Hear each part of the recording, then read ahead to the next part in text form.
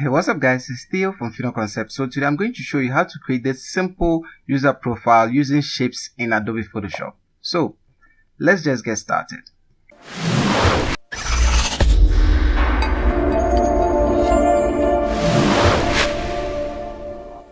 Welcome to Final Concept. Click the subscribe button and hit the bell icon so you don't miss out on any of our future videos. Okay, so let's open up our application. For this tutorial I'm using Photoshop CC 2018.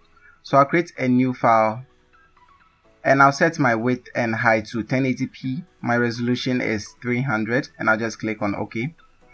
So the first thing I'm going to do is actually set my foreground color to black, so I can use this little arrow right here, and I'll create a gradient. So I'll go to the adjustment panel, I'll click on gradient and I'll change the style, gradient style to radial, and I'll change the scale to 100%. So I'll just use this slider over here, and once I've done that I'll reverse it by clicking on this reverse check mark. So yeah, this is the beginning.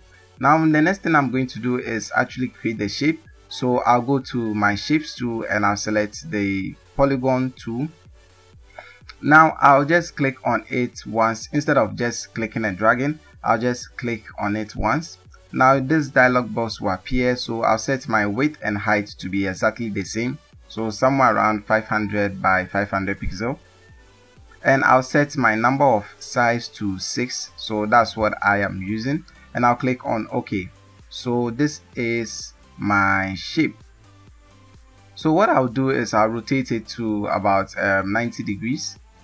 So I'll just set it up here, 90, and this is what we have. So with my move tool selected, I will reduce the size a little bit, so I think somewhere around here should be just fine, and I'll try to place this at the center. So Ctrl Alt to bring up my rulers, and I'll click and drag this to the center like so.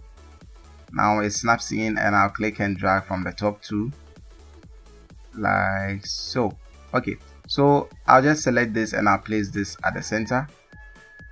Okay, now I don't need the rulers anymore, so I'll just click and drag them away.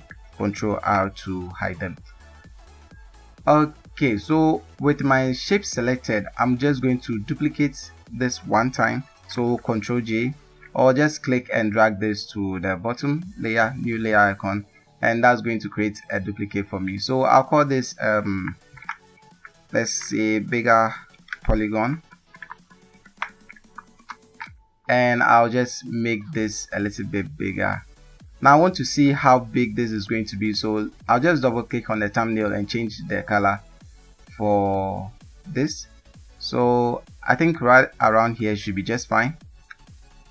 Now with my shapes tool still selected, you notice that when I select a different tool, the two options changes. So I'll go back to the shapes tool so that I get this tools options for the shape tool.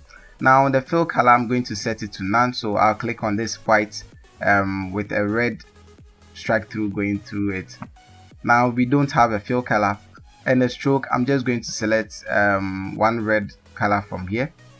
Now my stroke is set to 10 pixel and it's looking weird to me already, so I'll change it to 5. About 5 should be okay, and I'll set the outlines to these short dashes. So a straight line will give you this, and this dot will give you something like that. So if that's what you want to go for, you can totally go for that, but I'll just select the short dashes from here. So I think this is looking nice to me already. Now I'm going to import the image in here, so let's just find this on my desktop, and I'll just click and drag it onto our workspace right here. Now once I've done that, I'll just right click on the layer or the image itself, and I'll go to create clipping mask. So this is only going to show where the shape is or whatever beneath it is. So I'll place it somewhere around here, and I think I'll be okay. Now because my background or the background of the image I'm using is white, you can hardly see the shape, and that is very bad for me. So what I'll do is I'll rasterize this shape, so rasterize layer, because it is a smart object, and I'm going to create a selection around the white part. So something like this should be okay, and I'm going to delete it. So I'm going to use the delete key on my keyboard, and I'll press it one time, and that is deleting those parts out. Now you can see we have our shape right now, but I don't like it being black, so I'll double click on the thumbnail of the shape like so, and I'll select the red color I want to use. So that is FD23F in case you want to use the exact same thing, and I'll just click on OK. So once I've done that, I'm just going to create 3 lines moving from the top to the bottom from here. So I'll just select my line tool from the shapes tool. Now holding down shift, I'm just going to click and drag. So this is going to give me a perfect 90-degree angle like so, and I'm just going to be duplicating this. So Ctrl J 2 times. Now with my move tool selected, still holding down shift, I will move this to the side. You hold down shift because you want it to be perfectly aligned. Other than that, you are just going to be getting something like this, and that's very bad. So I hold down shift to make it something like so. If you are using an old version of Photoshop, you just have to gauge, but the new version is going to use these purple lines to give you an overview of where the shape is. So I can see 0.157 interval between each line, and I'll just select all 3. Now Ctrl T to bring up your transform tool. You can use that, or you can just click on any of the edges and the transform tool will just pop up. So I'll just click and drag this somewhere around here. So at the center should be just fine.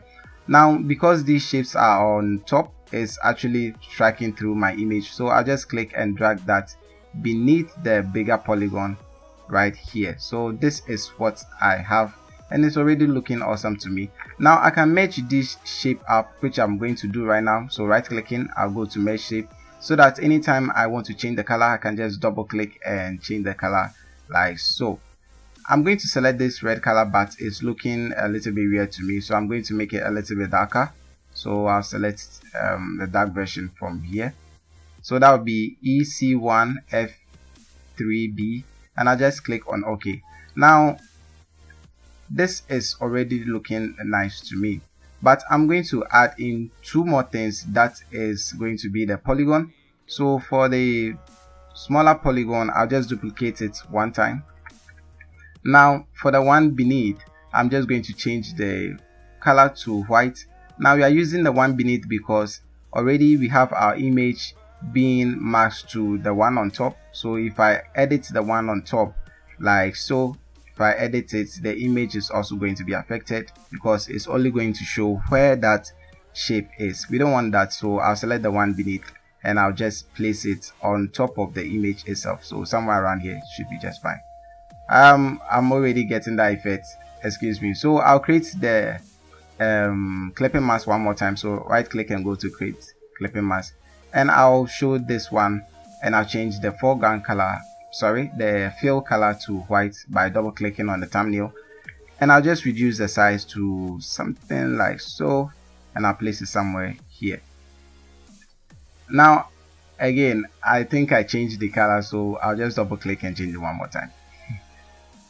Okay, so I'll place this somewhere around here, and I'll duplicate it one more time. So Ctrl J, and I'll place it somewhere here. Okay, so this is looking nice to me already. Again, in case you want to change this, I think I like it a little bit more when it is slanted. So I will slant it up to about let's try 45 degrees.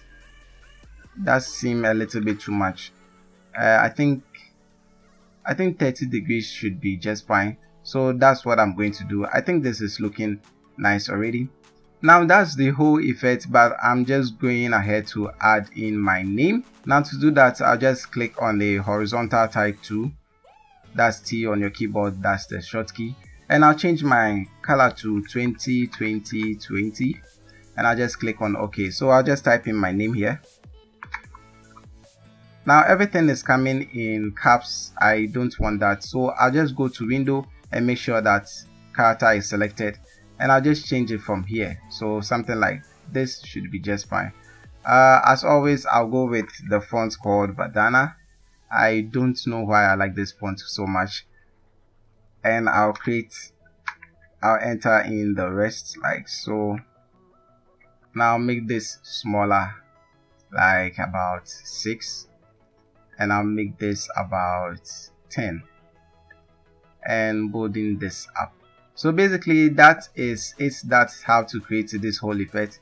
Thank you guys for watching. If you like this video, please give it a thumbs up. If you like to watch more of our videos, hit that subscribe button, and as always, share this with your family and friends.